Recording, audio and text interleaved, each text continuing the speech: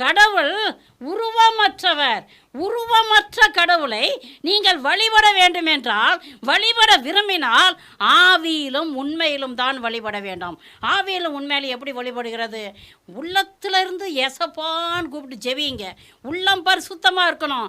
பரிசுத்த உள்ளத்தில் இருந்து உதடுகளை திறந்து என் தேவனை துதியுங்க, என் தேவனை போற்றுங்க.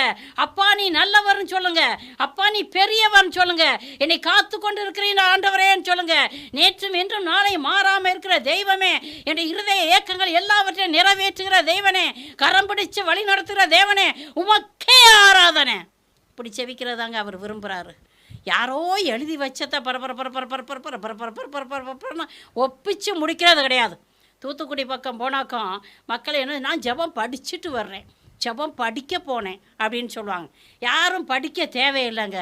நீங்கள் ஜெபம் செய்யணும், ஆண்டவரோடு இருக்கணும், அவருடைய